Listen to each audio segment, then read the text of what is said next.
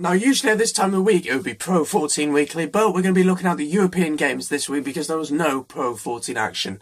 And we can only start with one game this weekend, which was Leinster against Wasps. Leinster were now 52-3 winners. What a match it was. Incredible stuff from Leinster. We're going to look at the game quickly and then we're going to talk about what this means for the Irish rugby, what this means for Pro 14 teams, what does this mean for the Aviva Premiership, and what does this mean for the competition in total. So if you do enjoy, subscribe, like, and get involved in the comments below. Let's do this. So Leinster, what a performance.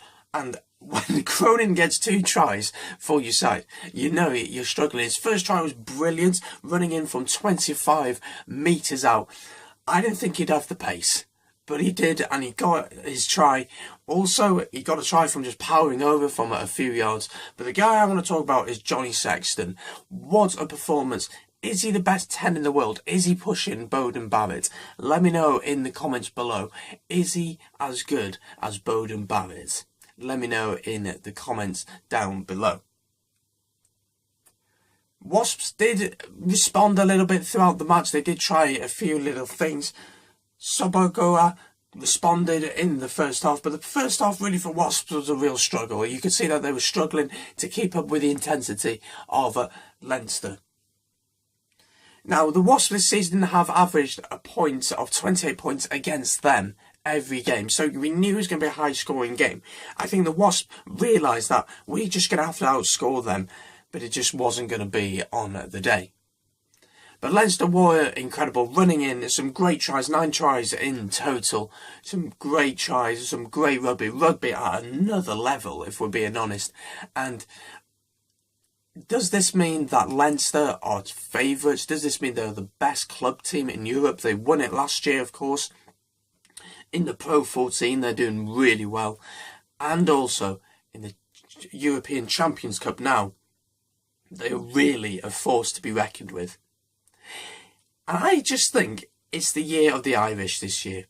Ulster doing well. Munster got a draw away at Exeter, which we'll get onto in a bit. Ulster won this weekend as well. Connacht won in the Challenge Cup.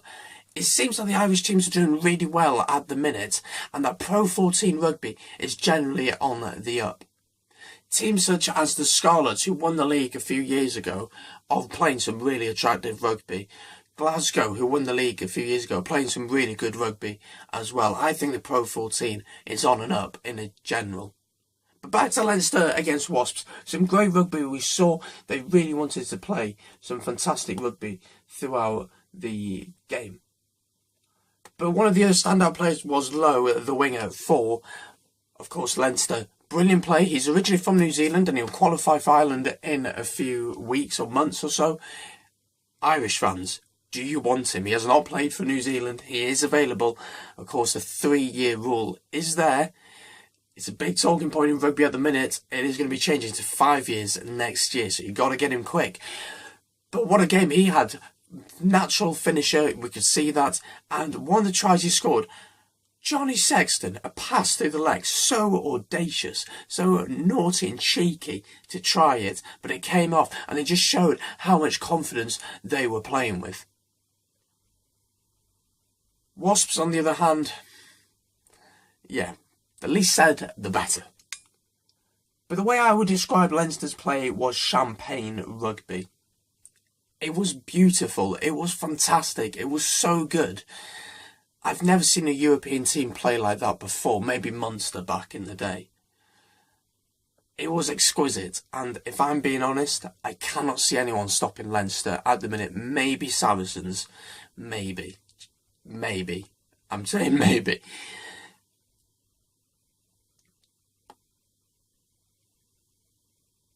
But one of the big issues for Wasps, I felt, was their ill discipline. The sin binning is hurting them. So many silly mistakes, so many ill disciplines, so many stupid errors.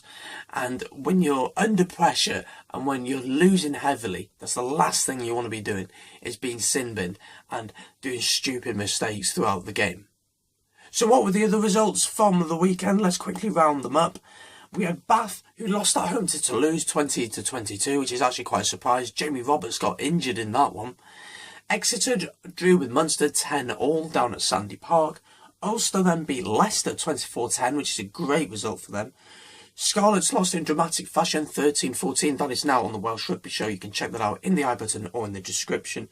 And Montpellier beat Edinburgh 21-15. Now it's time to have a look at the Sunday matches. So if you're enjoying so far, subscribe, like and comment down below. Let's have a look at those games. So now we get on to the Sunday matches, and we have to start with Gloucester's victory against Castor. They won 19-14, but there was someone very interesting sitting in the stand watching a masterclass by Danny Cipriani. That was Eddie Jones. That was a big one for Cipriani. He played really well, kicked 4 penalties and got a conversion as well, as Gloucester ran out winners in that one. A big result from the day as well was Newcastle's victory against Toulon out in Toulon. Newcastle managed to hold on 26-25. A great victory there for the Geordies. The other game that happened this day was Cardiff, who travelled to Lyon. And Cardiff managed to get a victory, 31-21. Gareth Anscombe with a fantastic try. That is also covered on the Welsh Rugby Show. Check it out in the description down below. And then the final one was the one we talked about in the preview. It was Glasgow against Savis, and it didn't live up to the expectation as such. Poor refereeing from the Frenchman, but Glasgow lost this one 3-13. So there you go. Those are all the results from the Champions Cup for this weekend. There will be a preview out next Friday, so this Friday coming, looking ahead to the round 2 of the competition. If you have enjoyed, do subscribe, like, and get involved in the comments below. Thank you very much for watching. Have a great evening. This has been Best Rugby. Peace.